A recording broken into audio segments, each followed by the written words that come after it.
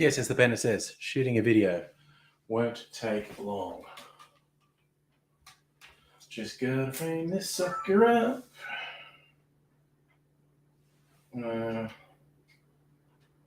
Looks about right. No, actually has to come down a little. Yep, that's about right. Get some bits and bobs together. Hello, Megalich and Kayla. Going to shoot a very quick video. Oof, let me move a few things around here. Make my life a bit easier. Put those there. Made a breakfast martini because I think the name breakfast martini is hilarious.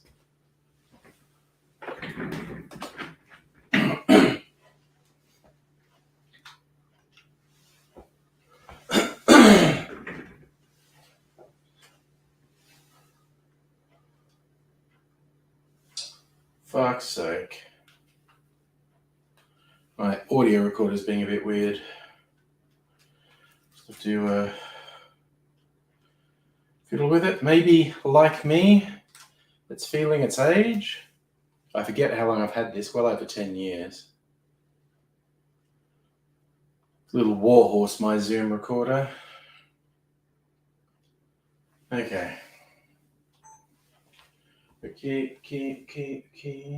Deeper and down.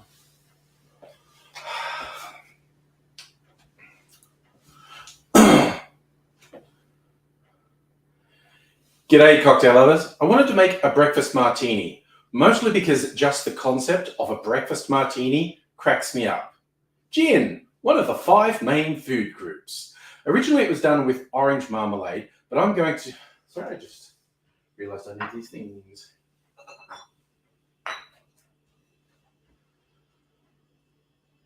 Originally it was done with orange marmalade, but I'm doing a special one with these local products that are specially paired. Sunrise lime gin. Fucking fuckballs. It's usually made with orange marmalade, but I'm going to use these specially paired local products. Sunrise lime. Why? Lime is not a hard word to say. It's usually made with orange marmalade, but I'm making it with these 2 specially paired local products, Sunrise Lime Gin from Archie Rose and the Sunrise Lime Marmalade from Marvick Native Farms.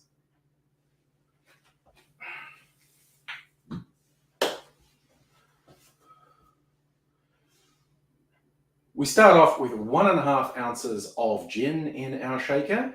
Then we add 1/2 ounce of an orange liqueur, 3/4 ounce of lemon juice, and then we add a spoonful of marmalade, or to your taste, really.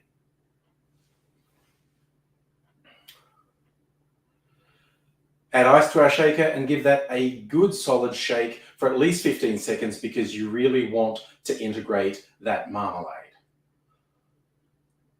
I'm double straining it into a martini glass because I don't want any little pieces of marmalade in my drink. Maybe you want them. That's up to you.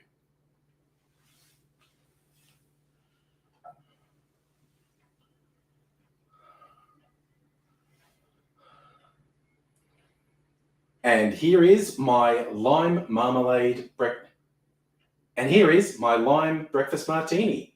Definitely the breakfast of champions.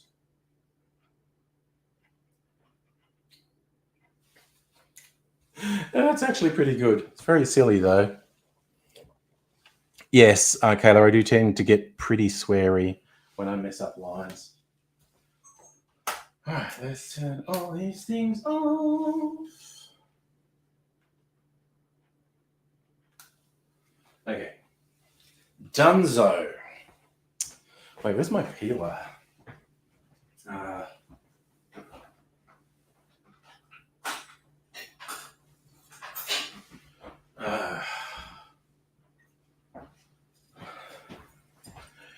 Getting very non-traditionnel now. I mean, honestly, the good old days got extremely sweary in the videos I put on YouTube. And obviously I'm still pretty sweary on these streams.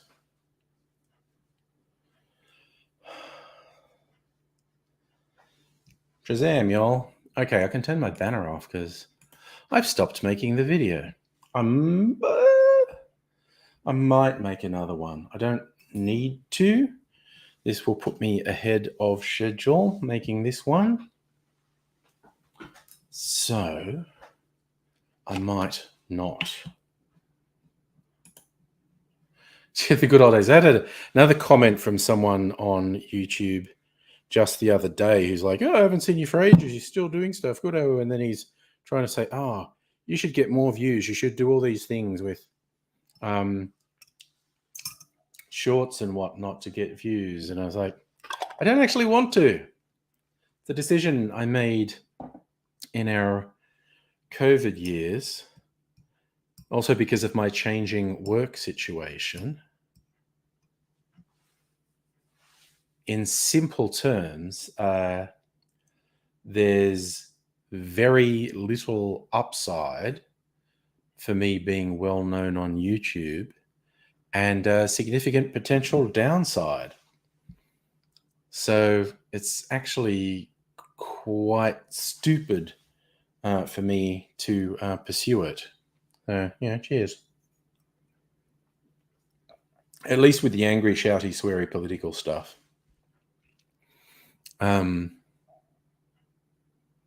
Oh, I'm wearing a comparatively subtle shirt, Dr. Abigail, and down here is less subtle.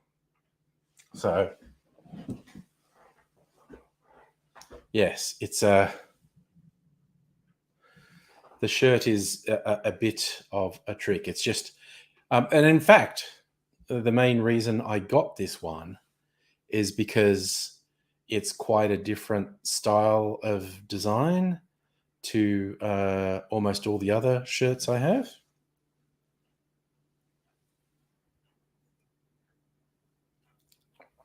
Yes, Dr. Abigail. I've always liked that as a phrase. The real cocktails were the friends we made along the way. Or the real friends were the cocktails we made along the way. Might be a bit more of that. Man, this is a really tart cocktail. Not unpleasantly so, but it's got lemon juice and marmalade in it. So it's quite tart. And I have been meaning to make this breakfast martini with Artie Rose lime gin for so long. And now I've finally done it.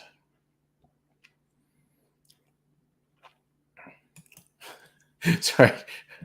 I was trying to think of the right Monty Python line. It was watery tart, wasn't it? And moistened bint. Strange women lying in ponds distributing swords is no basis for a system of government. Yes. It's why am I quoting like 40-year-old stuff? Because I'm old, I think, is the main reason. That would be my main prerogative. Mrs. Angry happened to be looking over my shoulder today when I was scrolling through some stuff on Facebook, and it was a video, and she's going, "Look how young you look." And she's like, "Is that really only 3 years ago?" And I went, "Yeah, that's before I let my hair grow out. I had like short beard, short hair, and everything was dyed dark." The gray is the age signifier, I guess. It's weird how easily fooled we are. Like, I even joke, like, if I wanted to look 10 or more years younger, I'd shave completely and dye my hair. I'd look at least 10 years younger if I did that. But this is one of the byproducts of COVID. I no longer give a shit.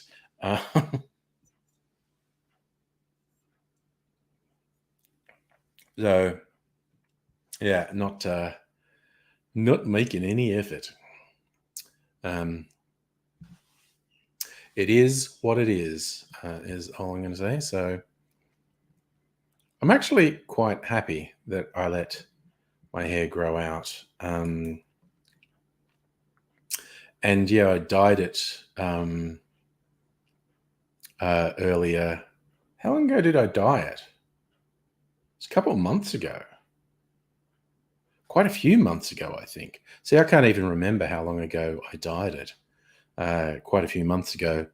And it's growing out. I thought it might look weird growing out, but I don't mind. It's just sort of gone brown. Thank you, Kayla. I like my hair too. In all honesty, if my weight loss thing works, I might do it. And that's an excellent idea, Mega Leech. It's me, angry from the past. I've got to warn you. I might do that. I might actually do that. Might, then again, might not. We'll see. What do we do now? What are we going to do? What are we going to do? I think like how far back, and also because I use thumbnails, I'm trying to guess when I actually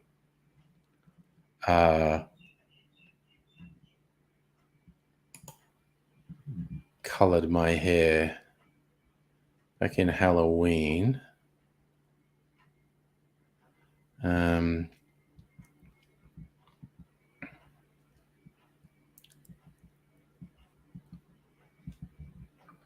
Oh, wait a sec. There's one. Okay, so in September, my hair was still really colored.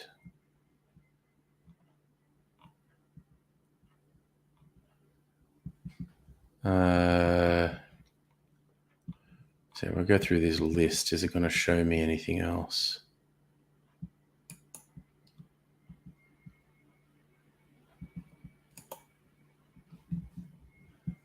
Okay, no, my hair's grey there, so that's good. Well, I mean, I know. Now I'm just obsessed with knowing how long ago did I dye my hair. Okay, my hair's still grey there.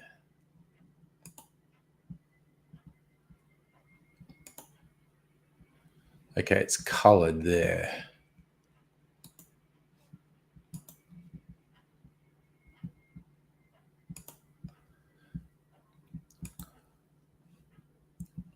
Okay, and it's coloured there. Sorry, I'm sure this is scintillating viewing. I'm just kind of obsessed with knowing now. Oh, that's looking like maybe when I first did it. That's in October, early October.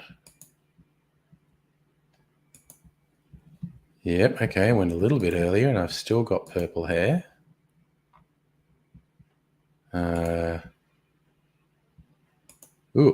Went back a bit earlier and I've still got purple hair.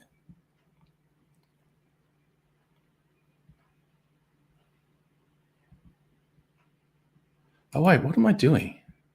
I think I'm like super confused.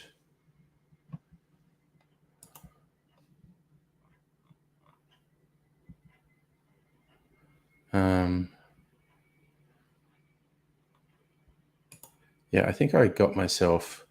Okay. There I'm grey. I'm going to work this out. I'm going to work this out.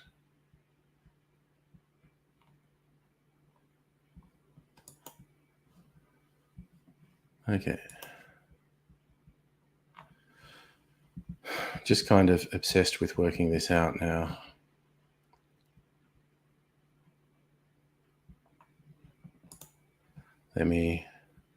Okay, so I've got grey hair on that one.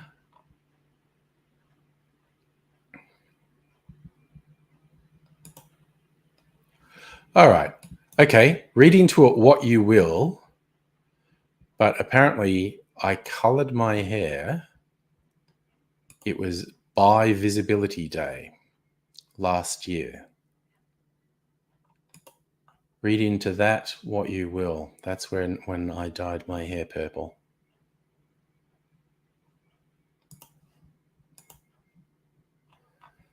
So, where am I? I've gotten confused yet again. All right. So that was September 24th. There you go. Now I know, and I'm just there. Oh gosh, Craig, there would be so much to tell past Aidsy, and he would just kind of go, "Yeah, sounds about right." And you go, and then this would happen. He goes, "Oh, a new debilitating illness. Great, fantastic." That's what you're reading into that. Look, you are free to read that into that. Uh, I could hardly fault you, honestly. Not actually true, but I could hardly fault you for reading that into it. I think my little prepared list of cocktails I was going to make. What's a bee's knees? Orange juice. I might make that on Tuesday. They're all fucking gin. I need to get one that's not gin. These are all gin. I mean, I love gin, but for my channel, I need variety. But breakfast martini moves from to do to doing. There you go. Fucking ticking shit off to-do lists. So whenever I have to do a to-do list, it starts the same one. Task 1, make a to-do list. Task 2, cross something off the to-do list. Task 3, take a break because you've already done 2 things.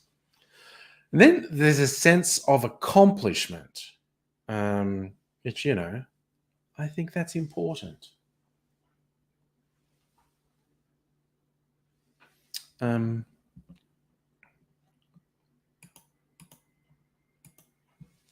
Right. Let me see. Oh, did we cancel an Australia Day parade in Victoria? Awesome. I like pissing people off. Looking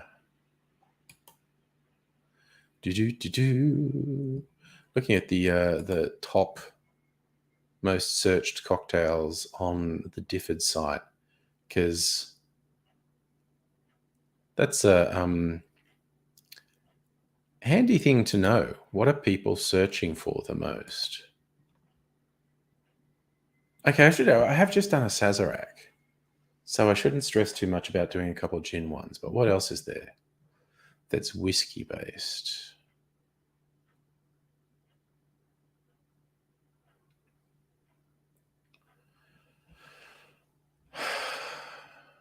Tommy's Margarita, not whiskey, but tequila. Vodka sour. Who in their right fucking mind would make a vodka sour, honestly? Old fashioned. Hand grenade. Rum sour. Maple old fashioned. Whiskey, maple syrup, and orange bitters.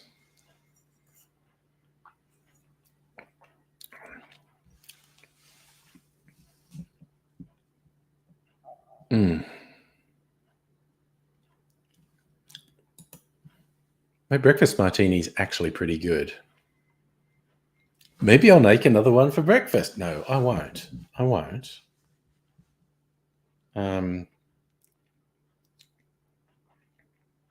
Now we've had the ideas. I need to do cocktail tributes to AIDS. You've got the 2 of them, Code Grey and which is a creamy espresso martini with extra sugar, and the Devil's Sazerac,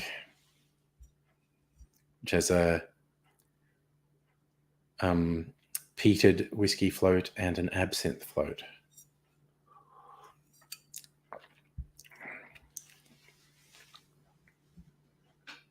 So that would be a plan. Okay. Well, they say it's in a vodka sour. Vodka, lemon juice, sugar syrup, and bitters. Sure. Okay. Fucking sort of a loser would want that as a drink. Honestly, it's in the top 50 people. Ugh, people suck. What's a San Francisco? San Francisco should be a very... God, vodka again. Triple sec, banana, orange juice, pineapple juice.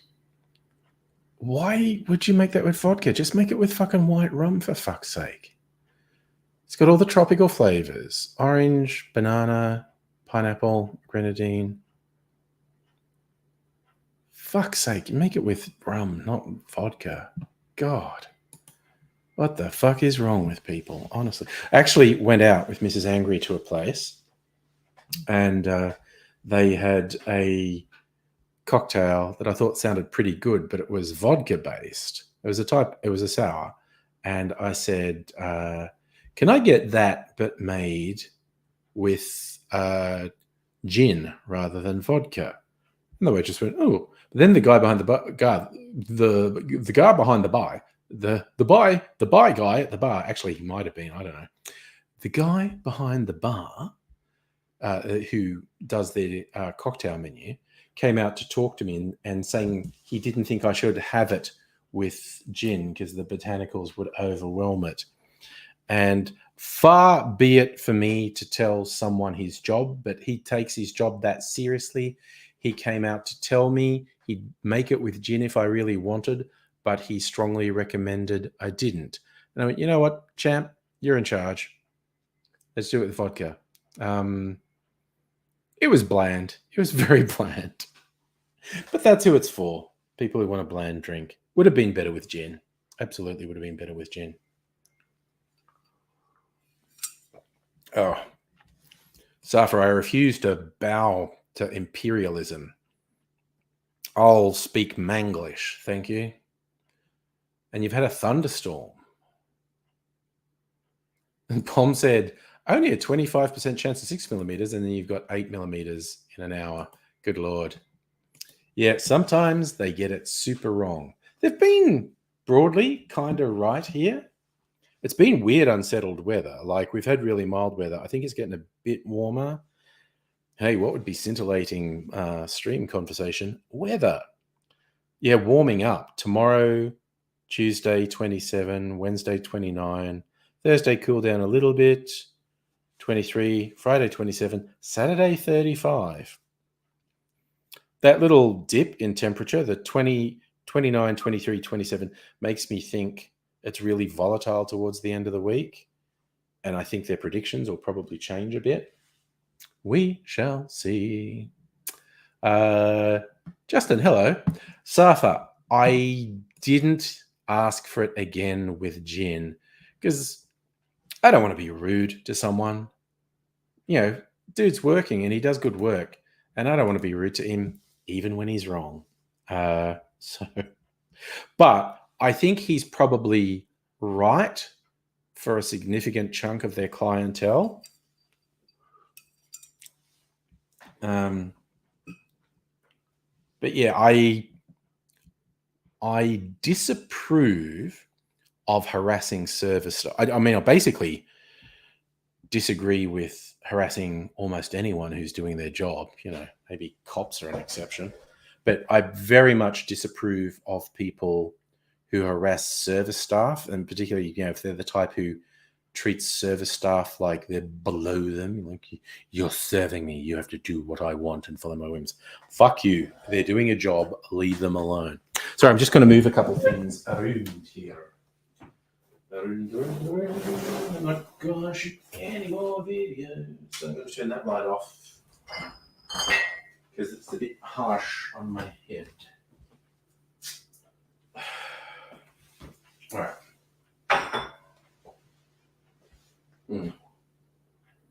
I think I might do a barrel-aged old-fashioned.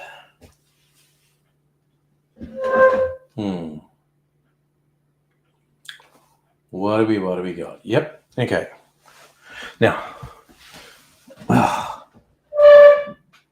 should have one of my bottled thingies. Using a technical term there. Bottled cocktails.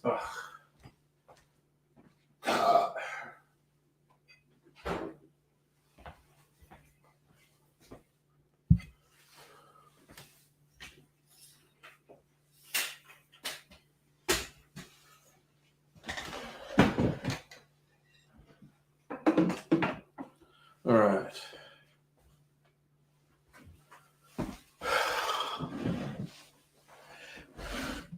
And yes, Dr. Abigail, that was always number one piece of dating advice when I was doing the stuff with Mistress M.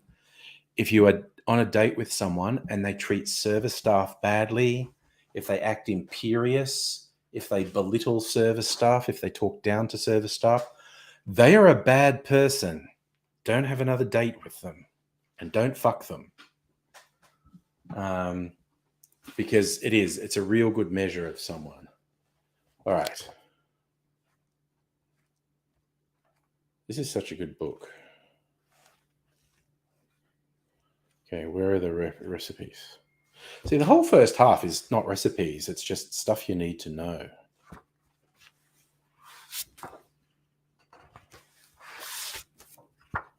Now, how does this work? The specs. The conference. Very complicated. Old-fashioned, which I'm kind of a fan of. Classic and vintage. Don't really want a classic vintage. I want one of their specialties. Oh, painty arty stuff. Enjoy painty arty stuff. Gin, I just had a gin drink. Kind of want a whiskey drink. Maybe a rum drink.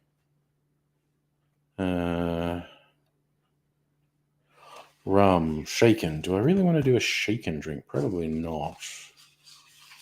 Booyah, cachaça. Rum agricole, Amontillado sherry, creme yvette, lime juice.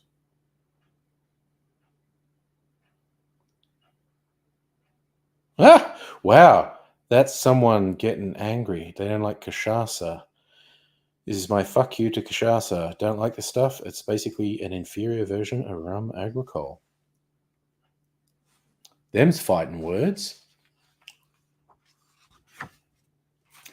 Hellianne, hello, Kirsten. Singing the songs remind you of good times, songs that remind me of the better times. Safra, it's about 20 in Melbourne now. Justin, you can misjudge someone on autism, but rude is fucking rude, honestly. And yeah, again, I don't mean like maybe not connecting with someone in sort of, stereotype autistic traits and whatnot. I mean being rude. I mean talking down to someone. I mean actively being a shithead to someone.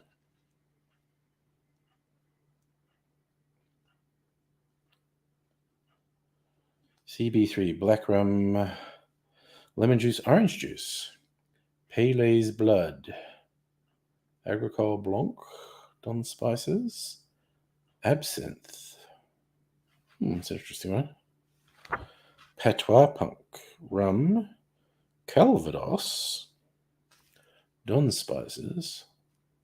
That's an interesting one. Pumpkin puree, weird. Oh, wow, Kirsten, 26 now, was 39 earlier. Good Lord. Yes, Safa, my version of morality is essentially don't be a dick. And to stay on my good side is don't fuck me around. I mean, I'll have to be the embodiment of fuck around and find out. Like, fuck around with me and find out what happens. Thanks, Cherry. Yes. Don't be a shithead to someone. And again, there's a whole thing about not connecting with someone and maybe missing social cues, which can be a bit weird or awkward, but it's not rude. Being rude. But yes, I do go by the fuck around and find out. What's this? Eagle Eye Cherry, rum, cherry, hearing, sherry. Jeez, that's complicated. I don't want anything that complicated. You know what? Not in the mood to be complicated, I think. I'm just gonna have one of my pre-made cocktails. In fact, probably the new one. Then another night, I think I am going to do maybe an infinity old-fashioned. Start an infinity old-fashioned in my barrel. Okay, so bit of ice, basically.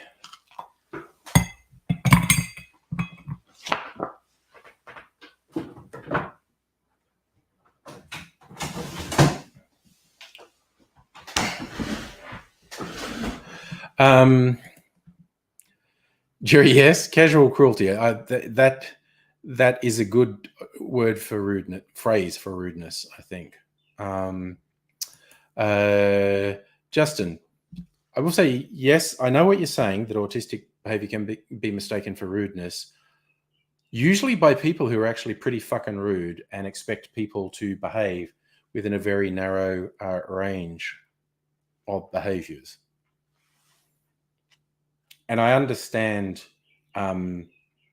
your caution with saying rudeness is bad, because you may have been on the receiving end of someone telling you are rude when you're not. But I do like to think there's a world of difference between the types of behaviors that can be misinterpreted as rude and actual rudeness. And I'm also going to put it in that specific scenario that I was talking about, interacting with service staff when you're out.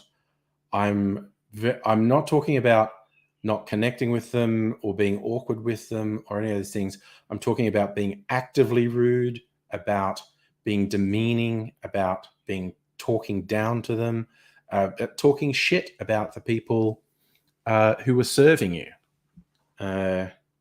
In my humble opinion, admittedly, possibly wrong. Look out, he's admitting he's wrong. He could. I'm not saying I'm wrong. I'm saying I could be wrong because it's my limited experience. But I don't believe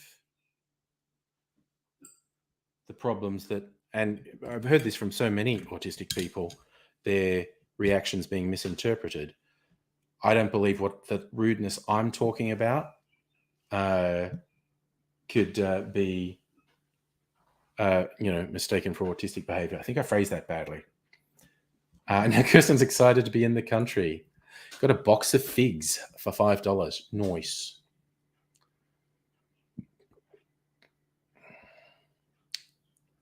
And how long was date night? I know we were there for a couple of hours, had dinner, a few cocktails.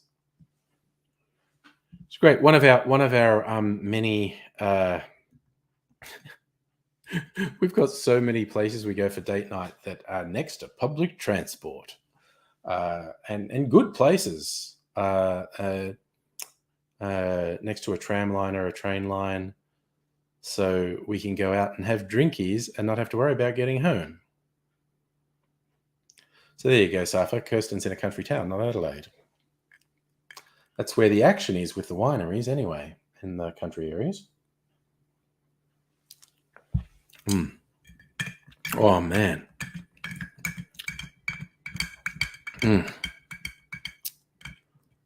Oh, this is my newest barrel-aged cocktail. It's called a Resina. It's the biggest component is Dubonnet, the French sort of aromatized wine.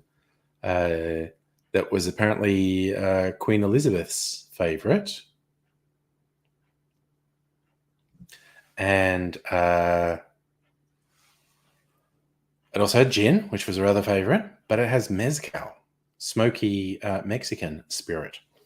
And it's yum. It's the Dubonnet makes it quite sweet.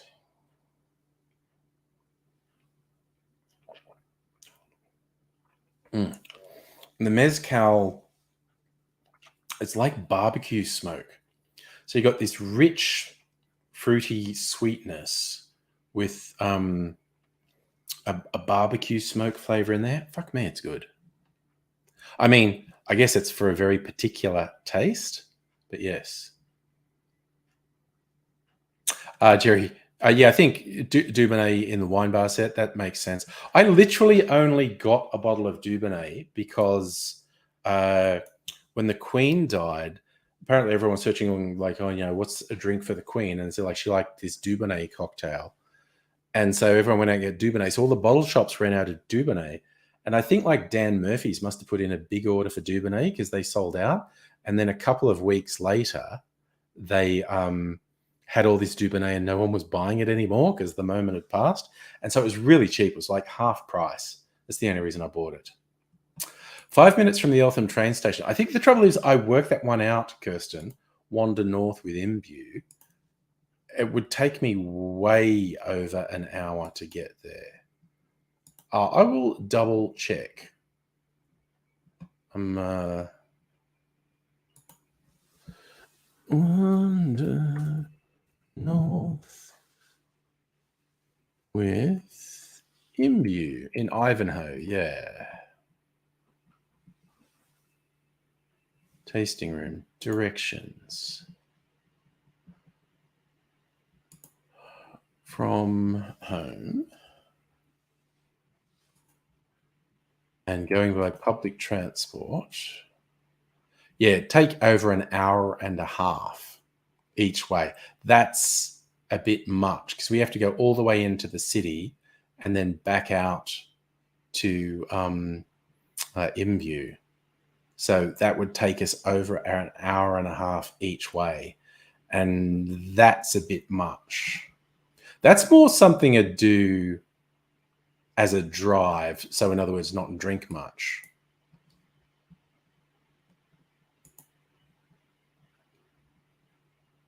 Hey, Strictly Sega.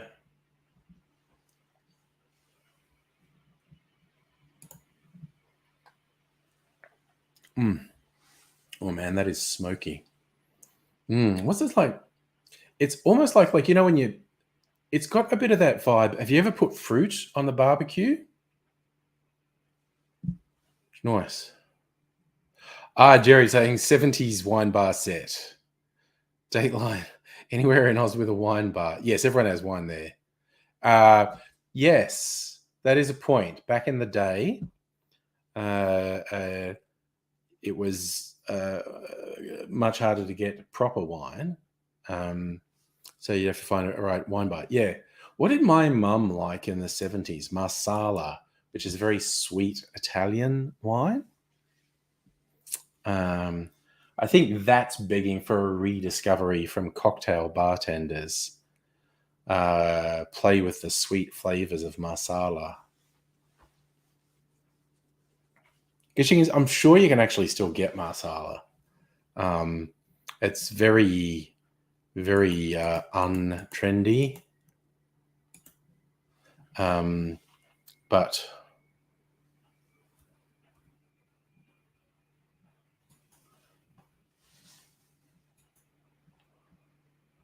I'm going to look it up actually because it's not something I've looked at.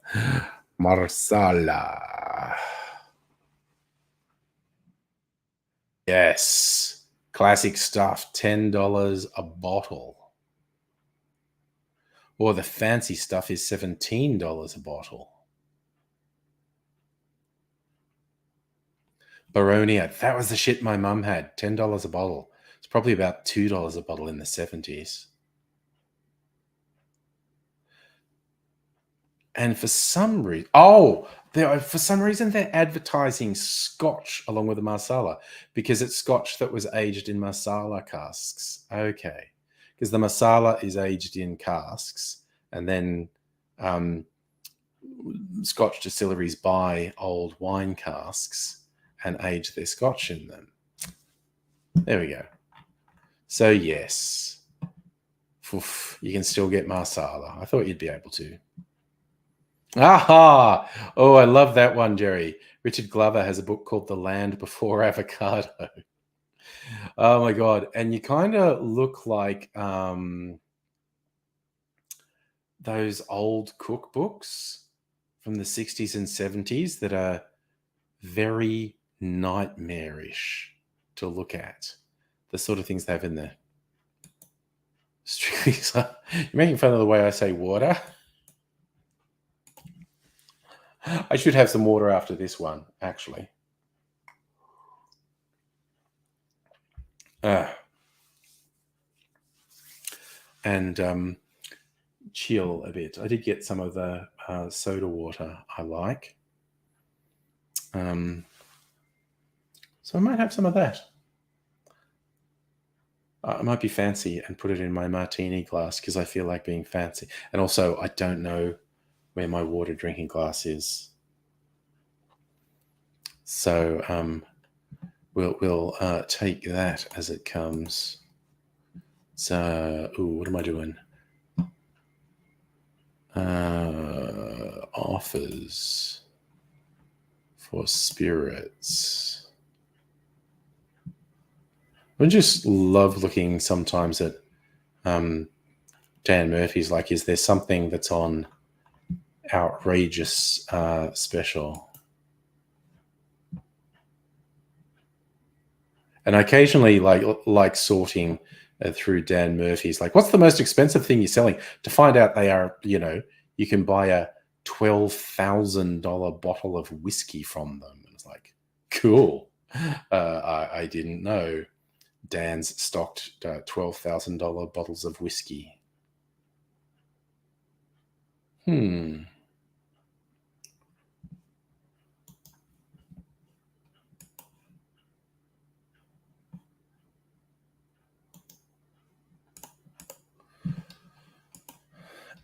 Costco, actually, like, I still get Costco emails because they haven't unsubscribed. I'm not a member anymore. I decided I don't actually use it enough to pay a membership. It was a novelty for quite a while. It's of no use to me anymore. But I still get their emails. And they had, I think it was a $30,000. You could order through Costco a $30,000 bottle of whiskey. It was like a 50-year-old Scotch whiskey. I was like, God damn. That's for people just trying to find ways to spend money, really. I was like, yeah. It's so wanky. It's like, as people always ask, it's like, oh, is it that much better? No, by definition, it's not. It's not. You're like, if there's a $50,000 bottle of whiskey, it's not 100 times better than a $500. No, not that you can even measure that sort of subjective qualitative value, but it's not 100 times better than a $500 whiskey. It's not 1,000 times better than a $50 whiskey. The price goes up because of the rarity, because it's so difficult to get, because so few of them exist. Which is weird because it's a consumable. Theoretically, you're going to consume it. So the price is not about the quality of the consumable. The price is about the rarity of the.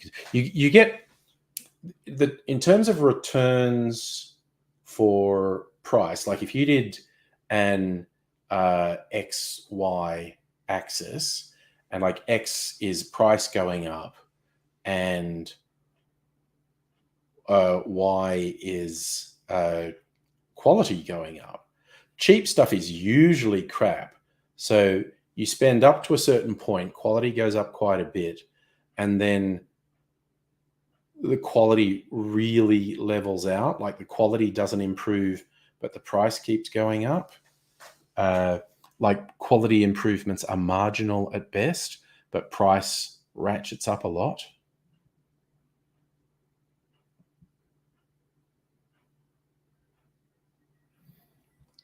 Not completely unlike the PS5 shortage. It's just so hard to get one, so people were paying a lot of money to get their hands on one. So yeah, trying to think. Okay, so they got this special Bundaberg rum that's $20 off. Is it any good? It's only 40%. Average rating of 4.3. All right. People like it. People like it a lot.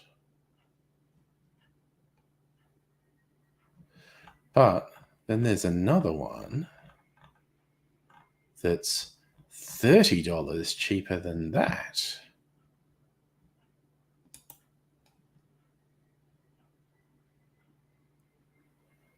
Small batch rum. It's got an average rating of 4.1. Gosh.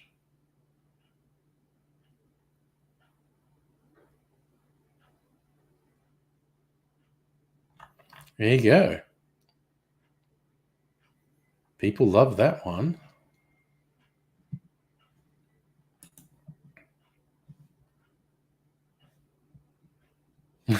Yes, Safi, yeah. Don't buy from a scalper. I know it's tempting. But yes, it's so I mean, yeah, but then again, who am I to dictate what anyone spends their money on, or what anyone else places value on? I can only really talk for myself, and half the time I'm not sure for myself.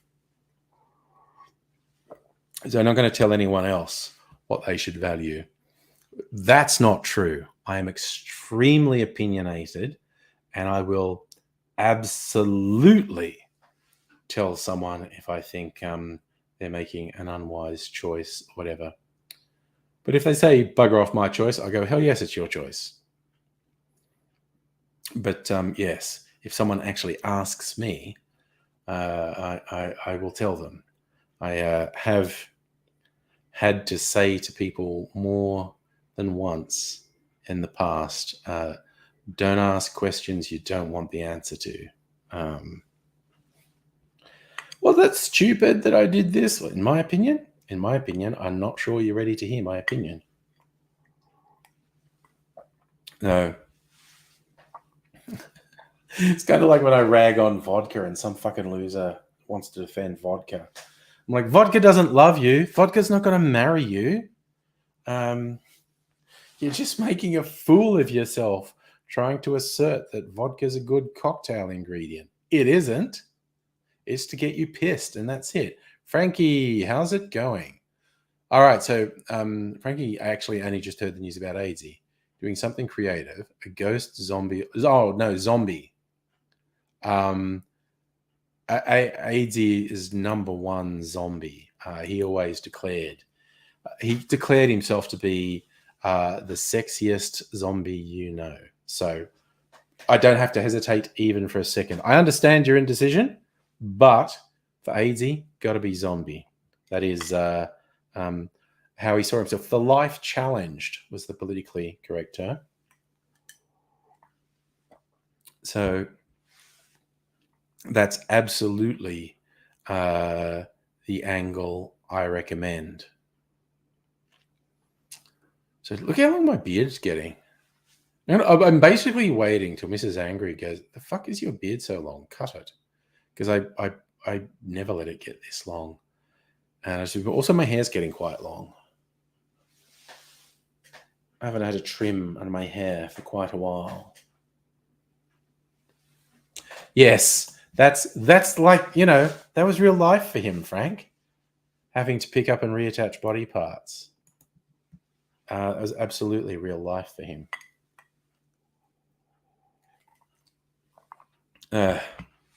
We very much appreciate that. So,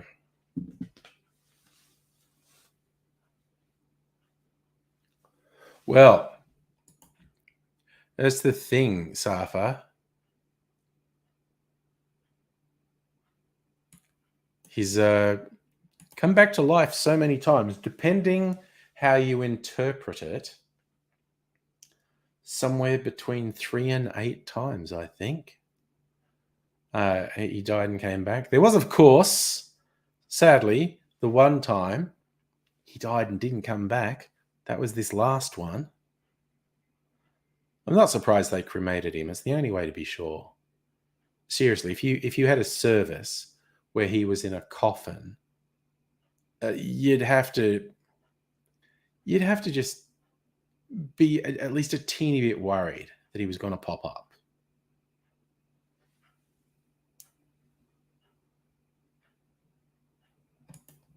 You consider something like Randall Hopkirk might have ended up being too central. Yeah, make it all about AZ, definitely. All right.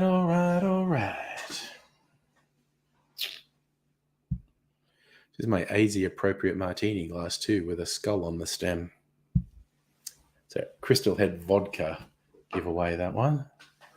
Oh, let me get beverage.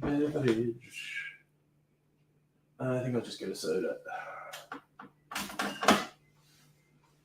Blood orange sparkling water.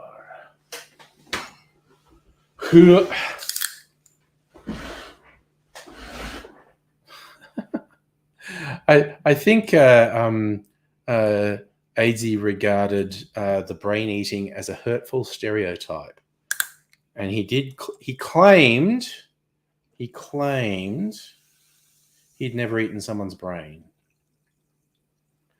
Nibbled on quite a few bits of people. There's no denying that. Over his lifetime, undead time, AZ definitely nibbled on quite a few bits of quite a few people. But he did assert he didn't eat brains. Oh, you're doing your more Catan tiles. I thought that might have been it. All right. Doing it professional style, priming, then painting. Nice. Cheers. This looks like a big old martini. It's actually just sparkling water.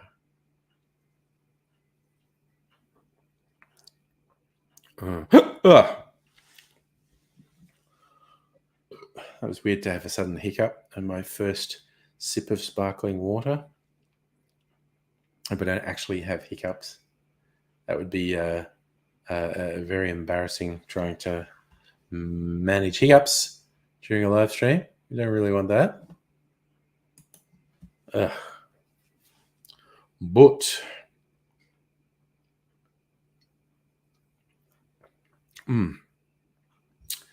yum, I do like that. Finally found some of this again, the Cappy Blood Orange sparkling water. I did end up, after the discussion we had on a stream the other night, I did actually buy a couple of cases of the 2 different flavors of their flavored sparkling water. So I'll use them eventually. I can buy a big fucking, 24 of these little bottles. So they're going to last me a while. I can put them out in the shed. Yes. Oh my God. Yeah, no, that's appropriate for AZ zombie, Frank. Instead of brains be balls, cocks. Yep, that would be it. Have I ever had a cocktail? Yeah. Not common, but yeah. It's like often, when you're doing the work lunches, you're in a pub. A lot of people will get a beer or a wine or a cider.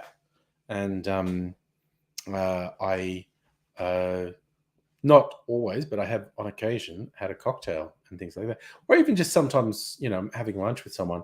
And again, some of the bougie burger places in Melbourne will actually sell you alcohol as well. So It isn't common, but it has something like, and the thing I always point at, 3 years of working from home with all that booze next to me, never, not even once, had a drink during the day. So I drink during the day more often if I go into the office than if I stay at home. Because for me, it's just the thing, don't have a drink during the day. But it's kind of like if I'm out for lunch and there's the opportunity for a drink, every now and then I'll go, get a drink. And yes, Sava, it's the $17 burger places, definitely. $17 and up, really. There are some very bougie places in Melbourne.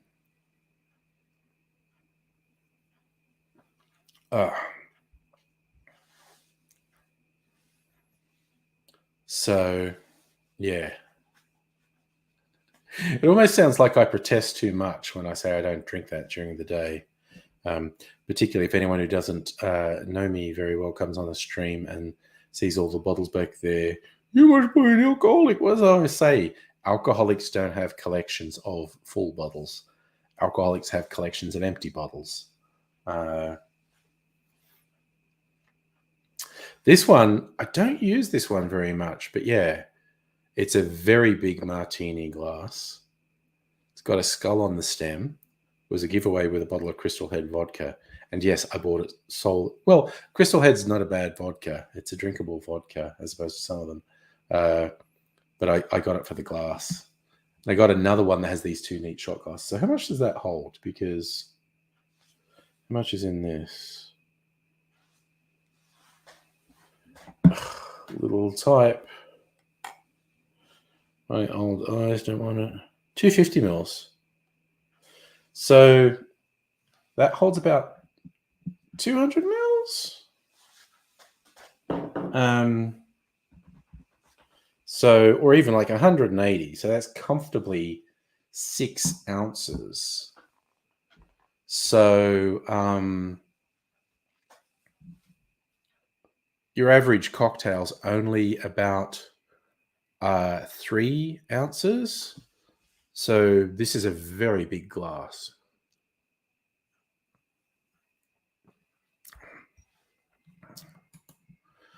Frankie, he'll eat Tony Abbott whole because he's just one big cock.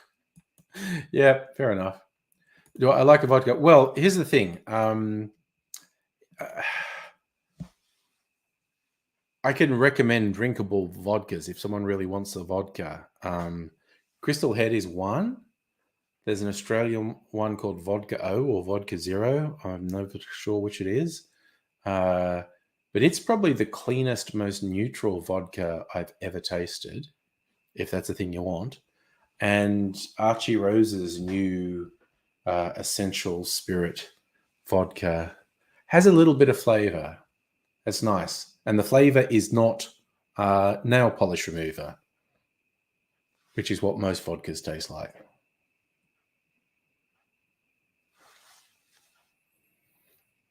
So the other weird thing about the Vodka Zero, besides being one of the best vodkas I've tasted, it's also quite cheap. It's on a par with oh, that's the proper name. Thank you, Kirsten. Fundamentals Vodka True Cut. I think it's on special at Dan's this week, which makes it a really good price. But it's a pretty good price anyway. But when it's on special, it's even better, obviously. The Vodka Zero is a really competitive price and is just streets ahead of, Smirnoff or oh God, what are the other brands they have? Absolute. Yeah. Heaps better than those. And Crystal Head's better, but it's much more expensive. But you do get a cool decanter, skull-shaped bottle. This one, in fact, I've got 2 of these. I kept them. Skull-shaped bottle. Main reason I bought Crystal Head vodka. Secondary reason it was on special, and it did have a bonus gift in it.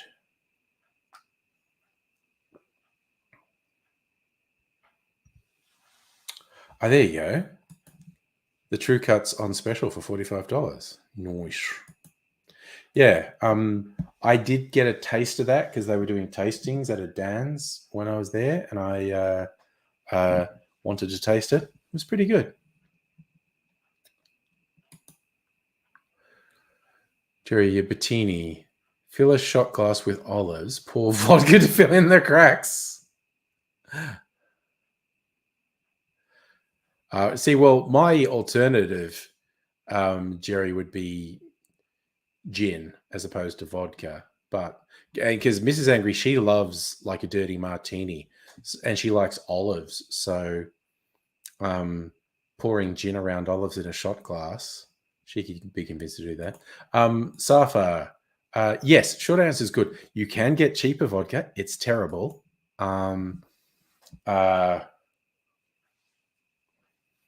Yes. You know how you're not meant to be able to taste vodka? I bought a really cheap vodka once years ago, and I was trying to mix it with things, and no matter what I mixed it with, this awful taste. And Jerry, if you ever want gin recommendations, I'd give you a couple. There's a few good Australian gins. Bad Russian. Dude, I would never tell you need to drink more vodka. If you asked a Russian, they'll probably give you a different answer.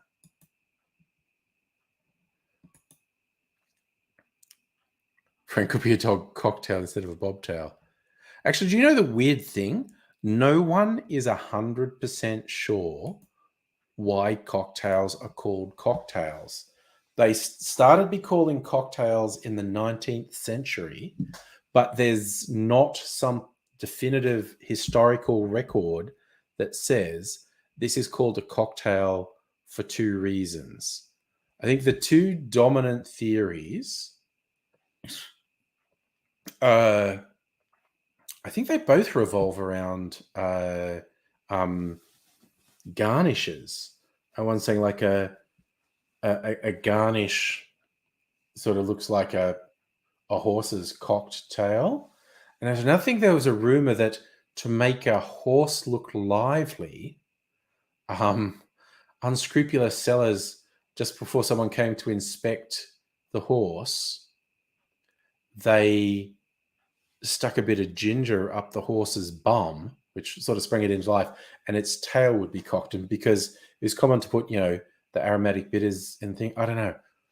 But I still think it's weird. We don't actually know why cocktails are called cocktails. And it's obviously not the only word in common usage whose origins are murky, but yeah, it's weird.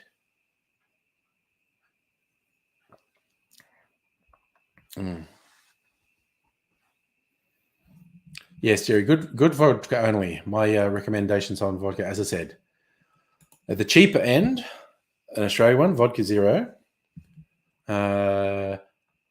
Archie Rose's new fundamental vodka, True Cut, and more expensive Crystal Head vodka. I don't think it makes, I honestly don't think it makes a lot of sense to pay for Crystal Head vodka. I certainly don't think it makes any sense to pay for a more expensive vodka than Crystal Head. Frankie can be the best Russian without vodka. Once drink only Red Stripe and Guinness all day. Feels like 20 Russians. I have no trouble believing that, Frank, and no problems believing that at all. That could, Jerry, that could be another part of it. Get a few cocktails in you and you feel like the cock of the walk. Yeah. Oh God, now I've started ranting about this. What is the origin of the word cocktail? And they're all only theories. People have theories.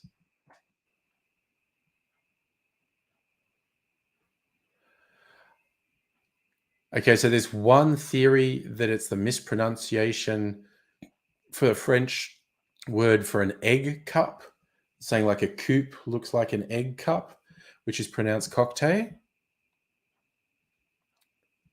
I don't think that's the most popular theory. Who made up the word cocktail? Oh, they're saying Payshaw, who invented Payshaw's bitters, called the drink a cocktail, French term for egg cup.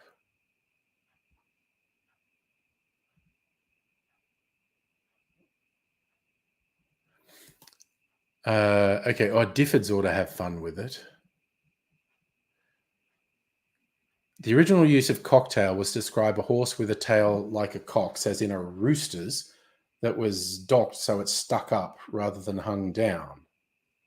Came to mean a racehorse that was mixed, not a thoroughbred. Hence, it's asserted in this sense a cocktail came to mean a mixed or adulterated drink. There you go.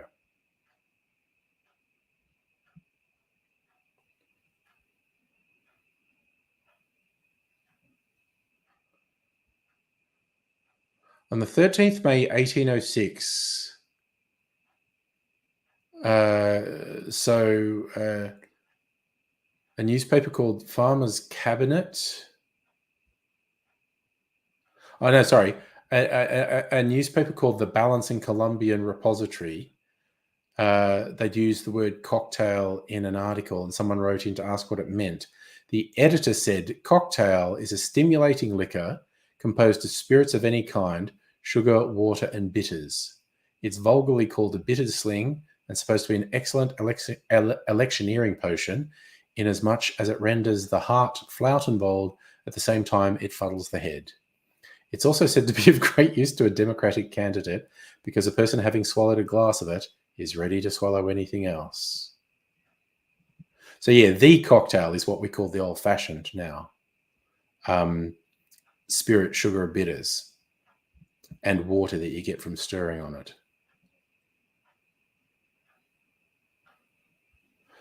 Okay, I love this. Theories about its origins ranked in order of implausibility. An Aztec noble ordered his daughter, Princess Cocktail, to serve a mixed drink to a guest. Her name entered the language, became corrupted as cocktail. Very unlikely. Betsy Flanagan, an innkeeper in the American Revolution, stole a neighbor's chickens to serve to some French soldiers who were fighting on the American side. She used feathers from their tails to garnish their drinks, whereupon the military shouted in franglais, "Vive la cocktail." Word comes from West African cacatel, meaning scorpion, which, like a cocktail, has a sting in its tail. Cock ale was an English ale, ground up red cockerel mixed in. In a Mexican tavern, English sailors noticed mixed drinks were stirred with the root of a plant known as cola de gallo, or in English, cock's tail. Sailors brought that name to England and then the US.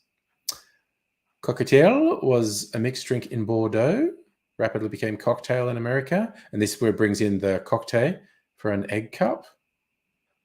In some taverns, the last dregs of booze, barrel spirits, are known as the cocktailings.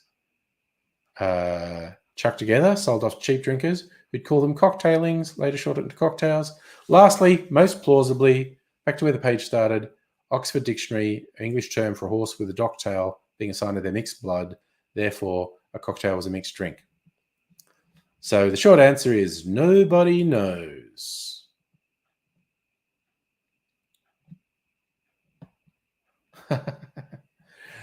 Safa, enough beer will get you drunk, but I get what you're saying, yes. A dog with a cock on its tail will burn. Like a literal, well, actually, in any sense of the word, be it a rooster or a penis, would be weird. So, yes. Yeah, so the a widely held theory about cocktail is it refers to a horse's cocked tail, which meant it was of mixed blood, and so a mixed drink was a cocktail. Again, like I said, I just think it's kind of funny that we don't actually know. That the word was just used progressively, and then I don't know when someone first asked, but why are we calling it a cocktail? And it was like, I don't fucking know. I don't know. That was my Sylvester Stallone impersonation. I don't know what it is. Oh, man, that hurt my throat. Glad I've got some water to wash it down. Hi, Heine, by the way. Talking about the origin of the word cocktail, and nobody knows. I mean, maybe I should get that rum's like 20% off. People are raving about it. I don't know. You know what? I'm literally thinking about buying alcohol online because everyone else has been getting packages delivered to them, and I haven't, and I feel left out. And that's really childish. But also, I freely admit to getting childish. Also, I've discovered through Dan Murphy's there's an Australian absinthe that they call Moulin Rouge, as in kangaroos, tied up with the Moulin Rouge. And the mascot is a cartoon of a kangaroo that is done up like a dancer in the Moulin Rouge.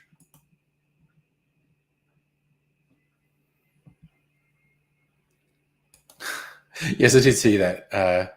So I liked it. It was like Nicolas Cage through the years. And you have to get the joke because in 1 year, it's John Travolta. That's, of course, the year the movie Face Off came out. Honey, you think of Cottontail, what, like as a bunny? Cottontail bunny for cocktail. Apparently, it's about a horse's tail. That's a popular theory. Anyway, it's popular hypothesis.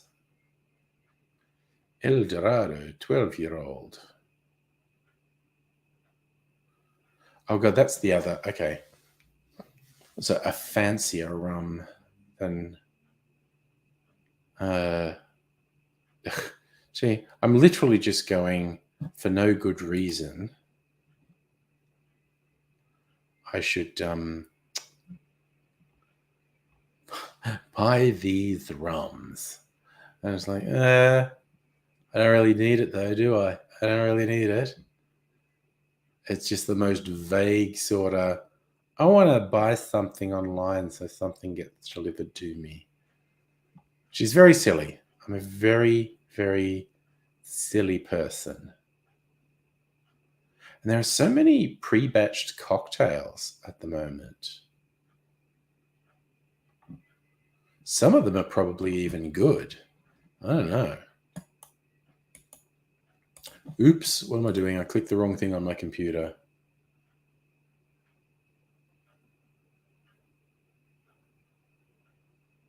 Oh, nice. You've been ordering stuff, Strictly Say. You got a bunch of movies in. Excellent. Jerry Dionysius must be honored, worshipped. Yes. And 420 friendly. I think Dionysius would be down with particularly, edibles and whatnot becoming easier to get these days.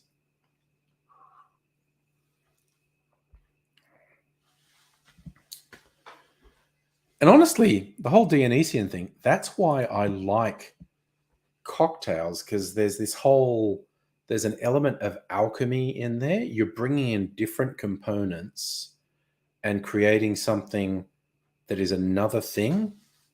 You're taking these base bits that are all, good in their own right, but then you're bringing them in and with mysterious ancient arts, creating something that's something brand new. Nice. Husband's ordered you some stuff, but you're not allowed to open before he gets there. Oh, damn. Oh, Frank, Dionysius, ancient Greek, god of getting pissed. Wine and orgies, man. You may not know Dionysius specifically, but you're a man who'd be after the spirit of Dionysius. There you go, Dr. Abigail, an ordained priest, ordained non-denominational priest. Yes, praise Dionysius. I even like I've got the little glasses over there from what was one of my favorite bars in Melbourne, which closed down. Boo. Not long ago. Bar Americano. I bought, during lockdown, I bought some of their bottled cocktails and these special house glasses they have. Actually, I could try and describe them, or I should show you. They're a unique little glass. They're just over here. And I've showed them on the stream before, but I just feel like showing them again.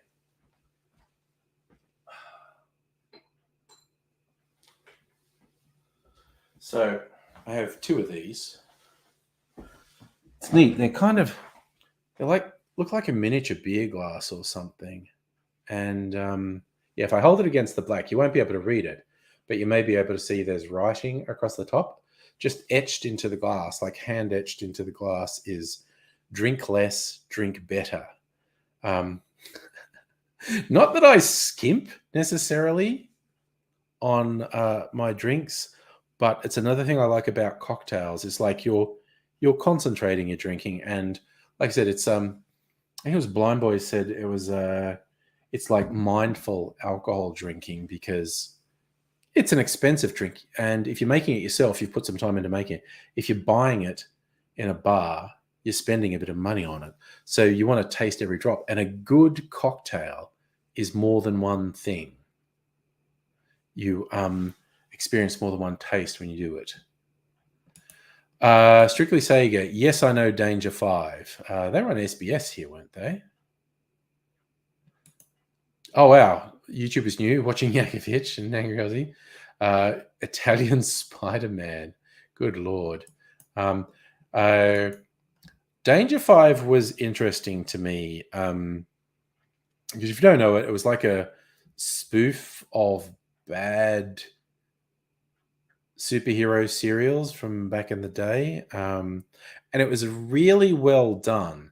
But after, like, they were just doing all the tropes and all the bad, crappy stuff.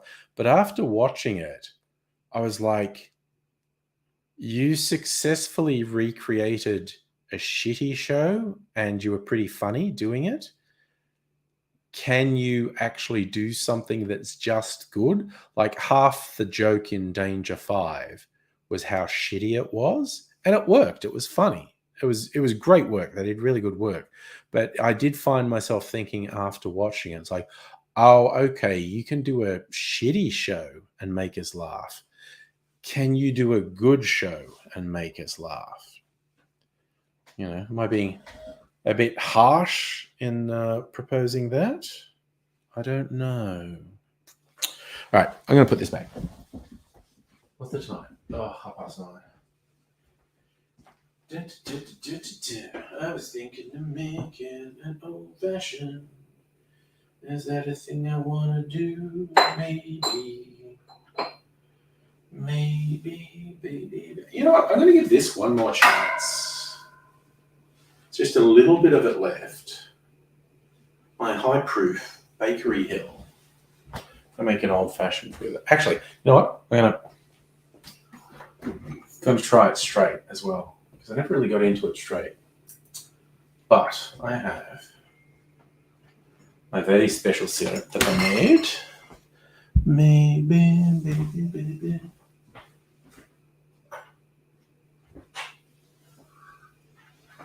Oh, that was lemon juice. I shouldn't have done that. Sorry, I need to rinse this. Just 1 second.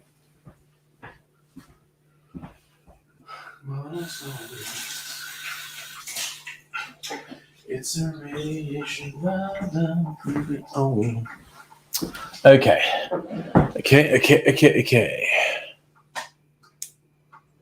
Oh, okay. So you actually haven't seen Danger 5, but you love their Italian Spider-Man. Yeah, it was very clever, and Danger 5 was very clever.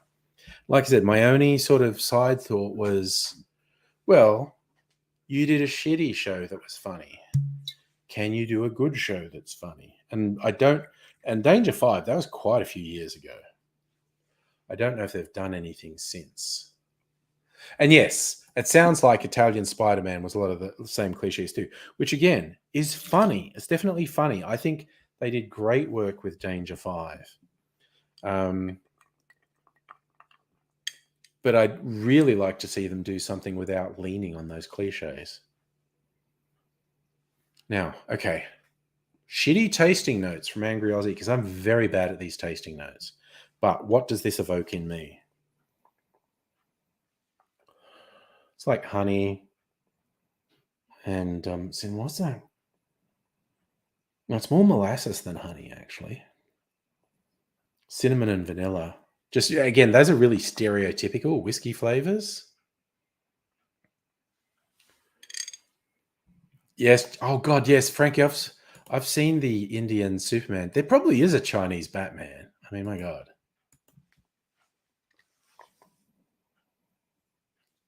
And, yeah, just a little acetone. Like, it's quite strong alcohol, this one.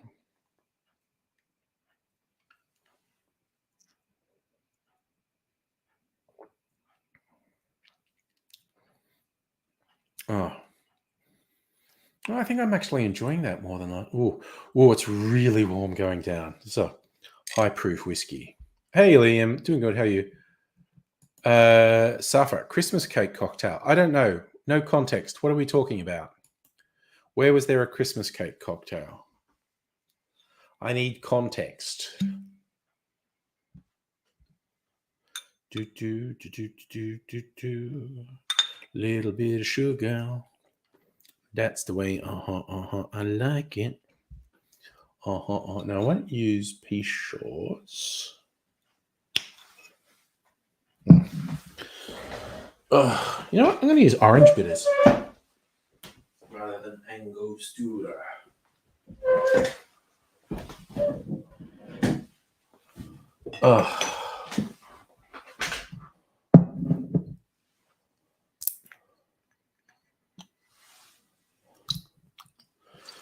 I'm actually, for no real reason, I'm going to put some Peychaud's bitters in this. So I saw a few streams back. So it's something I made. I need a bit of clarity because wasn't it not a Christmas cake, but is it the Christmas brandy I was talking about? Because I did make some Christmas theme. You know, Frank, when you said Azerbaijani Conan, I was thinking about the talk show host. That would be funny. But yes, no, you mean Conan the Barbarian. Oh. Jude, hello. Greetings from one of the years of the rabbit, yes? Yeah, so the oh yeah, Turkish Star Wars. Can you still see it on YouTube? Because I remember seeing bits of it in the past and it was wild. The Christmas brandy, which you probably still can look, it's from Bass and Flinders. It's a little bit pricey. It's a very special thing they make. Bass and Flinders Distillery out in Dramana. Ooh, they do gin masterclasses. That sounds like fun.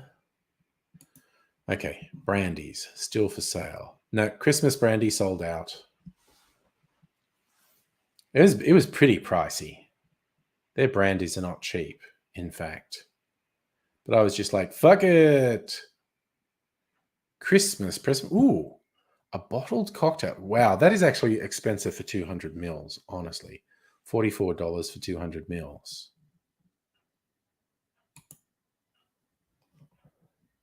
A nutty Sazerac. 5.7 standard drinks. Australian brandy, black walnut bitters, sugar, strained into a rocks glass, absinthe sprayed. Oh, they include an absinthe spray. So you get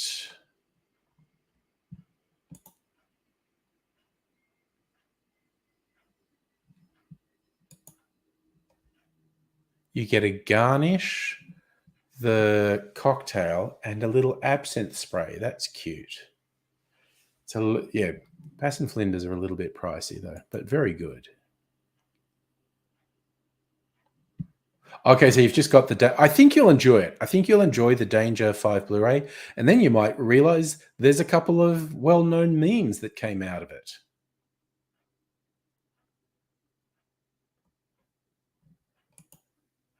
You saw Star Wars? Oh, with Chinese subs, yes. Subtitled and retranslated back to English foreign subs can be pretty funny. Jude, were you innocently searching space cookies? They've been space cakes, space cookies. They've been called that since the 70s.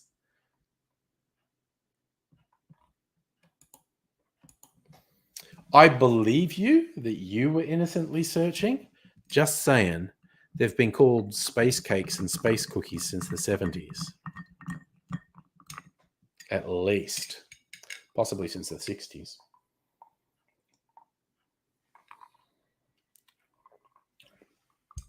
Ooh. Oh, wow. Oh, man, that's got it going on. Okay. Oh, wow, it's got a little bit of bitterness on the end. Maybe from the bitters I put in. Abigail, space cakes, space cookies. They have marijuana in them. Edible. It was the old one. People, I lived with someone in the deep dark past who made them at home. Either actual marijuana or hash in the baking. Jeez, not your innocence, your ignorance. Sorry, not your. Oh Christ! I just said that backwards. Not your ignorance, your innocence. You wanted celestial themed foods.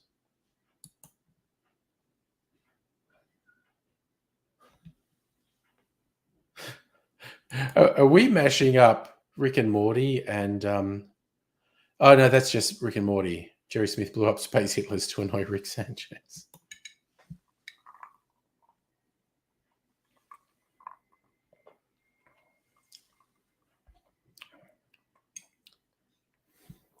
Man, wow. That was really interesting how the bitterness comes through on the end. Wow, and that really lingers. That's really weird. Maybe I shouldn't have put the Peychaud's bitters in. I mean, it's not terrible. I actually like that it goes through different flavors.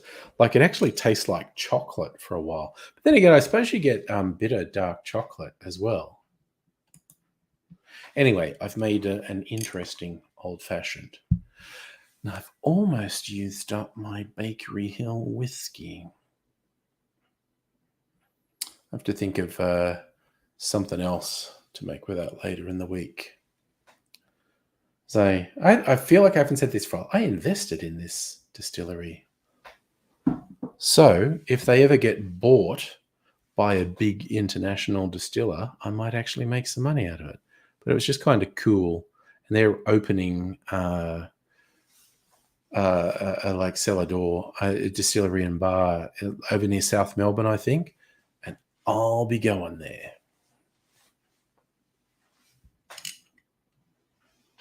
Like that. Actual cookies from space probably taste like rocks and dirt. Yeah.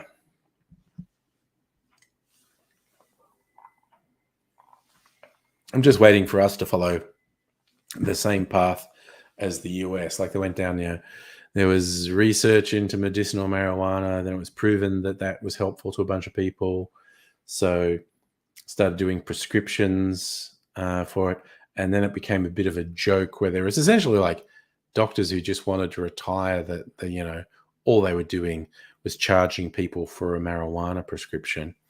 And then it's just like, yeah, you know what? We should just make it legal, have legal dispensaries. And then I think we're up to now more than half US states you can just buy legal weed, which is weird because it's technically not legal federally. See, here's what we need, Jude. We need proper we need a proper way to evaluate impairment from drugs. Like, okay, so a blood alcohol, like a breath test for alcohol, is not universally accurate, but it's evidence based, and I can go along with it. Like, if someone blows above the limit, they're fucked. There is random roadside drug testing in Australia now, and it's complete fucking horseshit because it's unscientific. It's what they're doing is nothing to do with measuring impairment. It's just like, oh, there is a trace of marijuana in your system. There's a few things they test for. But it's like, apparently it's literally like if you had a joint 2 days previous, it'll show up in this drug test and you're fucked. Now, I don't know why I want to stress this. I don't smoke weed. I don't do weed. I just think it's unfair. I think it's immoral and unfair that there's this punitive system that's not based on measuring impairment. We do need something that is at least a reasonable measure of impairment, because people should absolutely not drive on drugs, same as they shouldn't drive on alcohol, because it's all about perception and reaction time, which is bad. There's a lot of dodgy Andrews in the world, mate. Prince Andrew for a start. But yeah, looks like Tate might be getting what he deserves. We'll see. Oh, what a fucking scumbag.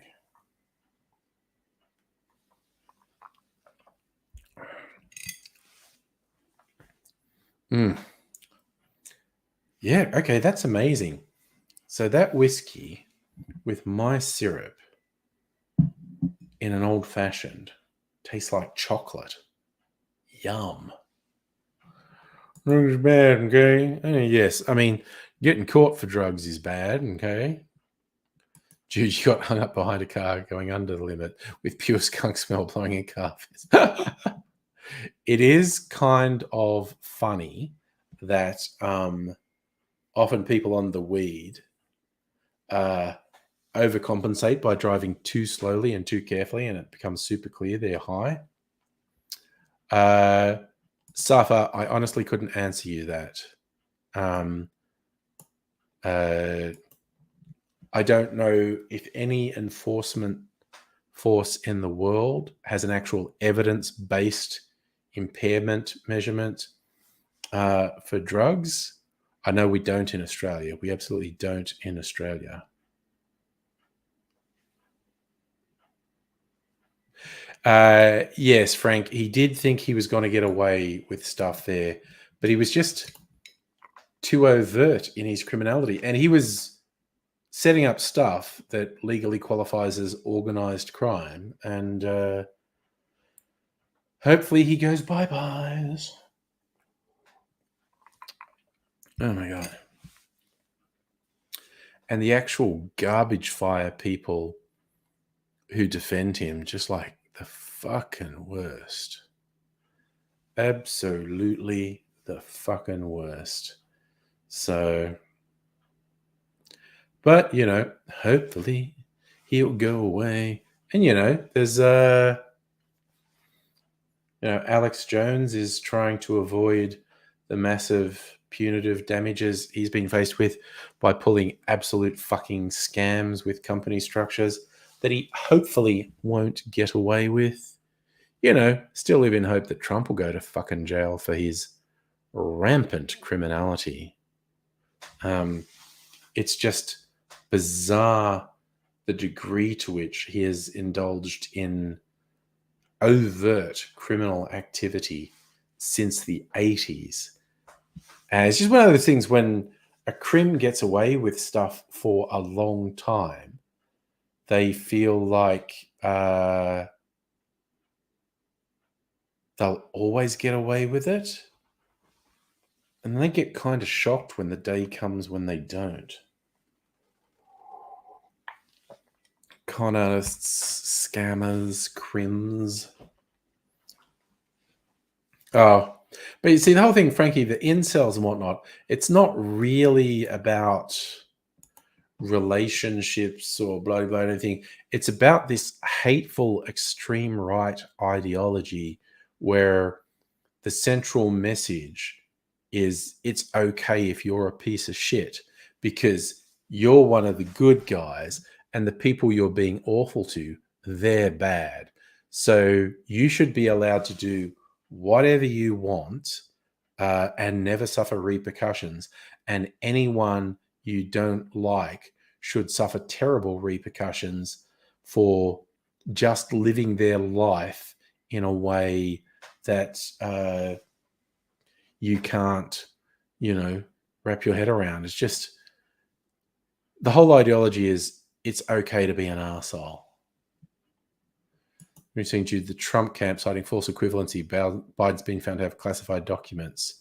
Yeah, I mean, I did see someone being pretty funny on Twitter today. It's like, I don't understand why the Biden camp is just cooperating with law enforcement and answering questions instead of lying and freaking out and threatening frivolous laws. It's basically Biden may or may not have broken the rules. It was Biden's own lawyers who said, oh shit, we found some stuff that appears to be classified in an environment where it's not properly protected. So we're reporting that. It needs to be investigated. It's ridiculous. So you say that as if I don't have right-wing close family members. Step one is don't talk to them. Jesus Christ, dude, I'm from Dubbo. Are you seriously? I don't talk about it, but you think I don't have like fucking racist, homophobe bigots in my family? Jesus. So Frankie, in East London, you had a Kurdish criminal, thought he's above the law, convinced his missus. Public service officer was stupid enough to threaten a proper police sergeant. Yeah. And that's the thing. A lot of people get this weird, arrogant idea that they're above the law. Like it was super funny to me. All these various far-right cookers with their anti-vax, their racism, their homophobia and shit, doing ridiculous, violent, illegal shit. Yeah, right up to Trump supporters doing their Capitol insurrection on January 6th, but thoroughly convinced they will suffer no repercussions. And yes, Mofo signed, the sovereign citizens, the absolute fucking wingnuts who think laws don't apply to them. And by the way, yes, hi. You had an Avatar movie date. Nice. Movie, then discussion. Well, that sounds nice. I like the idea of that. Yeah, oh my God, we don't talk so much about sovereign citizens in Australia anymore, but yeah, they were, I don't know, about 10 years ago. But again, just these absolute fucking weirdos who think they've come up with this thing that puts them above the law, and they're on Facebook or what the fuck ever telling each other, yeah, no, if you actually just say this, the police can't touch you. And because they tell each other it's true, it's this echo chamber and they all believe it's true. And then they get super fucking shocked when the cops don't go on. Oh yes, Frankie in the UK, Freeman on the land. Yeah, there are versions of it everywhere. Just these people who think laws don't apply to me. And this is a constitutional thing that if I say this, blah, blah, blah, blah, blah. Oh, Christy. Oh, yeah. One of the COVID things, the CMFEU HQ getting trashed by the guys dressed as tradies. They were so fucking lucky that they did not suffer really violent retribution. Frankie, the laws only apply if we consent to them. Yeah. My God, I saw such a good explanation of that weird far right thing. I wish I committed it to memory or wrote it down. But it was basically like if you're on the inside, you're protected and you don't have to obey the laws. If you're on the outside, you're not protected, but you do have to obey the laws. Is why they can rail against, migrants or other minority groups, because in their mind, they aren't the right people. They aren't the select people. So those people aren't protected. they're only controlled. Whereas they, because they are the chosen people, they are not controlled. They are protected. And they fucking believe it. It's like it makes no fucking sense. And they keep getting shocked out of their little pants when they get arrested, they go to trial, they're convicted, they're imprisoned. It's because they convince themselves these fucking fairy tales are true. It's absolutely astonishing. Like, just to think of the US again and that whole January 6th thing, all those fuckwits who committed some of the most serious crimes you can actually commit in America, and just posting pictures and videos of it and like, woo, look at me doing this, breaking into the Capitol, breaking into an office, smashing it. And that they were always complaining about, the bloody leftists. Oh, look at them with their black bloc stuff. Oh, look at them with their Black Lives Matter. Oh, look at that Antifa stuff. Oh my God, they're the bad ones. They're the bad ones. But you know the difference when you're a lefty and you're in a protest, the force of law is going to come down on you. So if you're doing anything even slightly dodgy, you protect your identity. These lunatics convince themselves they're above the law, they're above punishment, they're above recrimination. So they commit serious crimes and don't hide their identity. It's wild. Frankie, you're right. Some Jewish, particularly some Orthodox Jewish people, and they're quite a small minority, but they're out there. They believe their scriptural law supersedes law of the land, and they occasionally get surprised to find out it doesn't. So, Mofo, you've been going to union parties.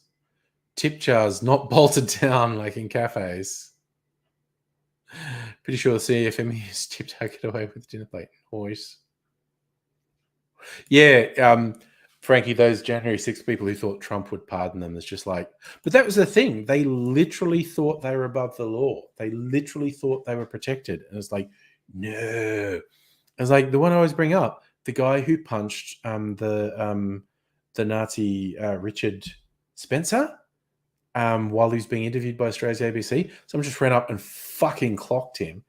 Still no one knows who that was. It's like, oh, because that guy's a Nazi who needs punching, but the law protects fuckheads like him. So operational security, we're not going to talk about this. While there's a camera rolling, I'm just going to run up and punch him in the fucking head. Brilliant. Brilliant. So, and this is probably the first drink I've made with this that I really enjoyed. And I'm drunk most of it. I don't hate it, but I was slightly disappointed that I didn't love it, because this is probably the most expensive whiskey I've ever bought. And it's not my favorite. It's actually not even close to being my favorite. So it was a bit disappointing. But this one, just making a simple old-fashioned, I think if another day, I might just use the rest of this in another old-fashioned and just make it with Angostura bitters. Or maybe, seeing those chocolate flavors came out, maybe with chocolate bitters, because I actually have some chocolate bitters. But yeah, this is the first drink I've made with it that I thoroughly enjoyed. Jude, it's true that cost doesn't always equal quality. I think this one is quality. It's just, it doesn't suit my palate. So I actually did a whole, this same place, they do this little tasting set you can get with 5 of their whiskeys, little sample bottles of 5 of their whiskeys. And I got that to try them. And they were very interesting, very different styles, different strengths. And I found one that was a standout, was my favorite. It was called their Double Wood Single Malt. Aged in 2 different barrels over its lifetime. That's why it's called Double Wood. And that was a standout to me as my favorite. And then I found out it's everyone's favorite. So, all right, good to know. This was a very limited high proof one they did. they called it blunderbuss. It's 58% alcohol. Maybe it's just it's too proofy for me. I don't know. So yeah, Frankie, whoever it was who punched Richard Spencer, great OPSEC. Still, no one knows who it was, because they know the system protects malicious pieces of shit like Richard Spencer. So that super weird delusion that permeates these far right circles, that they won't be held accountable for their actions, quite surreal to me that they live in this delusion. But hey, God, it's just like I'm trying to think of the right word, but it's just like an ongoing procession of these fucking idiots getting jailed in the US. Because it's like, yeah, sure. Well, here's photos and videos of you committing the crime. Don't really have a defense. And then they say something stupid, and the judge goes, yep, you're a goddamn moron. 5 years. It's just like, and it's also like when you see the stuff they do on social media, their memes and whatnot, that are absolutely detached from reality. I always sort of struggle a bit and go, okay, do you actually believe this really weird thing that is utterly separated from reality, or is it a strategy that you continue to assert things that are so absurd and whatnot that then when you later on come up with something that's a bit less extreme, people might fall for it? Or are you just deliberately telling these outrageous lies to whip up idiots? And I think it's probably a mix of all of those. Oh yeah, it's like really weird. There was a whole cavalcade, and actually several of them who attacked me on YouTube back in the day, who then do nothing but hang out with Nazis. And so, why are you all calling me Nazis? Well, you're hanging out with Nazis. Well, I'm saying that's another thing. The sort of dangerous fringe idiots who are actually getting elected in the US. Like the US is quite terrifying at the moment. Oh yes, you're talking about the beer hall putsch, which failed, but afterwards Hitler succeeded. Yeah. Dude, you think the far right feels justified because they convince themselves they're worse? Yeah, no, it is. It literally is. What they appear to convince themselves is the people they are against are so wrong and so bad. Literally anything is justified. There's just an absolutely fundamental disconnect from reality with these people. It's quite disturbing, actually, the degree to which they're separated from reality. Like you can just point to stuff like, no, here's a thing that literally, completely, categorically proves what you're saying is not true. And they're just, no. It's like, oh my God. And yeah, Frankie, the new Israeli government, not great. And turning Israel into an apartheid state, not great.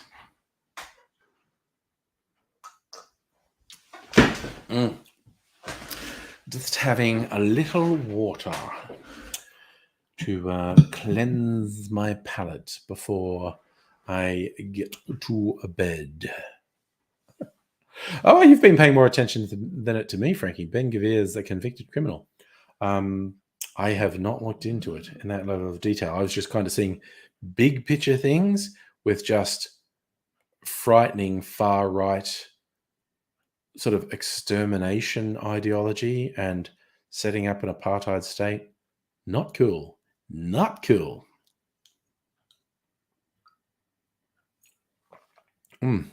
It's weird how when you've had something really flavorful in your mouth, like that old fashioned I just made, when you drink water, it's kind of like washing the flavor I feel like it's just kind of sitting in your mouth, it's on your tongue. And so it makes the water taste amazing. I've told this story before, but I remember going into the Bitters Lab place I love in Melbourne. They have hundreds of sorts of bitters and other cocktail stuff. And their recommend, like when I was trying to work out which bitters do I want, I was smelling them. And they're like, no, taste them. And I was going like, what? And they gave me this funny little spoon that you could put like one drop of bitters on and then put that on your tongue. And I tried a couple and the taste is so intense. It just blew out my taste buds. And it's like, okay, I've now tried like, I don't know, 6 or 8 of the bitters and it's just blown out my taste buds and I can't taste anything anymore. So I got some bitters, went home. But for the rest of the day when I drank something like, Pepsi or water, it was like the flavor of the bitters was like still impregnated in my tongue. So it just mixed with everything I drink. And I mean that in a good way. It was awesome. Everything tasted amazing for the rest of the day. It was just so intense. All right. So, Frankie, Ben Gvir was a follower of Mia Kahan, expelled from the Knesset, prosecuted for racism and terrorism offenses. Holy shit. Yeah, okay. If you were in the Knesset and you managed to get prosecuted, you've done some bad shit. God damn. All right. I'm going to eat cherry before I go to bed. And hopefully the cherry has absorbed a bit of flavor. Yeah. Oh man, I love that cherry. I feel like a broken record. I always say the same things. Oh wow, that's an interesting thing. Jude, did either of the cats have a thing I have to have? 14-year-old Thor wants fresh water, have to change in front of him, doesn't count. Mimsy was just fucking food. Mimsy would come up and like, and Mrs. Angry go, I'm sure you have food there. Mimsy's like, and so go out and here's the food thing, and just shake the food bowl and then put a face in it, and she'd go, oh yeah, food, yum. She was a goddamn idiot, basically. Yes. And again, tick off one on the angry bingo card. I'll invoke Bo Burnham, but it repeats stuff. But I never feel bad invoking Bo Burnham because I really think he is an amazing creative and comedic talent. I think he is one of the most freakishly talented people in the world. With writing comedy, with music, with video production, stage production, fucking wrote and directed a film that was really good. He's just annoyingly fucking talented. Well, there was the particularly fun song from Inside, I'm Turning 30, because he was the young guy, the young wunderkind for about 10 years from his, late teens to mid-late 20s, where he accomplished so much and he was so young, but it was like 30 now, not so much the young wunderkind. Yes, that's the fucking thing that blew my mind. And not just 14-year-olds, 14-year-old girls. The movie's called 8th Grade. It's exceptionally good. It's very good. But yeah, the protagonist is a 14-year-old girl, and 14-year-old girls. He was 28 at the time. How does a 28-year-old man make a film that 14-year-old girls relate to? Fucking incredible. Great work. But it just is a great, funny film on its own right. Dude, I love Ray Bradbury. Ray Bradbury writes great short stories. Ray Bradbury writes, his novels are good, but he writes great short stories too. Big fan of Ray Bradbury. Classic sci-fi writer. All right, I'm going to have a little bit more water before I go to bed, because as much as it might make me get up to pee during the night, it's good to be hydrated. Oh, that's interesting, Frankie. You like the 90s movie Kids. Okay, I saw it. I found it a bit questionable. Oh, wow, I can hear Shadow. Maybe I can bring Shadow on the stream. She's meowing. She wants attention. I'm going to go see if I can get Shadow to prove she's not an imaginary cat. Hang on a sec. This could be groundbreaking just before the end of the stream. She's meowing like she wants attention. I just have to go there and see if I can catch her. Where are you, you little weirdo? I can hear you. Where are you?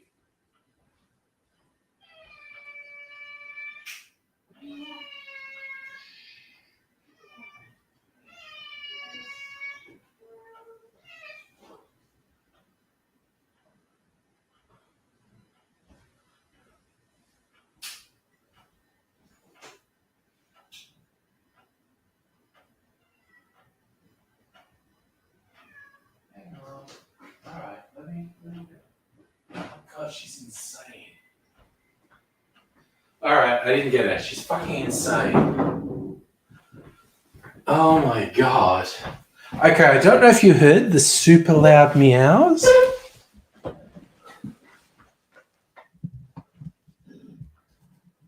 Oh gosh, did Heine not know Mimsy had died? Oh no. Okay, yeah, I suppose that happened more recently than AIDSy. Yes. Hashtag Shadow isn't real. But did you hear the super fucking loud meows? Okay, what had happened? Mrs. Angry's got the bedroom door shut, so the noise of me talking doesn't disturb her in here. So I went up there and she's at the hallway and she wants to go in the bedroom. And as I walked up the hallway, her meows got louder and louder, like, God damn it, I need to get in here. But when I got near her, she did this, oh no, he's going to murder me. And she shot past me. I'm not that good at meowing. See, Megaleech thinks it's a conspiracy too. The other funny thing she did is then she went in the kitchen. There's a cat door in the laundry to get outside. And sometimes she does this weird thing where she'll meow there as if she can't remember how to push the cat door open and she wants you to push the cat door open. And I almost caught her. She was there. And I thought I might catch her there. But she was all freaked out. Oh, no, he's going to murder me. And she ran out the cat door. So all you got to hear was really loud meows. And she ran away. So she is an absolute fucking weirdo. But her behavior has changed so much without Mimsy here. She interacts with us much more. She comes up and jumps on the lounge when we're sitting on the lounge. So I don't know if she was scared of Mimsy or Mimsy bullied her or something. But her behavior is changing a lot. Now she doesn't have Mimsy around. So I don't know, you might actually get her. She might actually end up on the stream at some point. Because her behavior is changing a lot. So who knows what she will be doing. And yes, but that's, Frankie, that was 11 years ago. We've had Shadow for more than 11 years. So it's like Christmas 11 years ago when she was a little kitten and she was climbing in the Christmas tree. And I posted those videos on YouTube because it was like stereotypical YouTube cat videos, basically. Yeah, she was an extremely cute kitten. She's still kind of cute. She's a bit of a run. She's a chub. As opposed to Mimsy, who was all fucking bones for about the last 2 years because of her hypothyroidism. Shadow has longer, softer fur than Mimsy and a layer of fat. So she's much nicer to pat. Yes, I love that music over dominant and submissive cat dynamic. Now the dom's gone, the sub has to speak up instead of letting the dom handle things. Yeah, I don't know, because it would occasionally happen because Mimsy was very much come and get attention from us. And sometimes Shadow would come up to the lounge when Mimsy was there and Mimsy would occasionally hiss at her. So it's all very complicated. But yes, Shadow remains a fucking weirdo. But, she might be on the stream at some time. Who knows? I almost caught her just then. But it's like she knows I'm trying to catch her, so she freaks out. She's such a little weirdo. Anyway, I'm going to go to bed. Sunday. I'm actually going into the office tomorrow, which I'm not a huge fan of. It's arbitrary and annoying, and I don't like it. But I will actually see my team tomorrow, so that's okay. I'm going to the office. Going into the office. Blech. I guess probably going to do a live stream on Tuesday. I think with Mrs. Angry tomorrow night, we're going to watch the final 2 episodes of a thing called Kaleidoscope on Netflix. We've been watching it, and we've got final 2 episodes. It's like a heist caper con man thing. It's good. Heine, I don't think we put Mims in a shoebox. No, she's buried in the garden now. The vet did send us things quite nice. It was like a sympathy card, a little vial of Mimsy's hair, and her paw print was on the card. So that was quite nice. Very sweet of them. But anyway, good night, all you fine and fabulous people.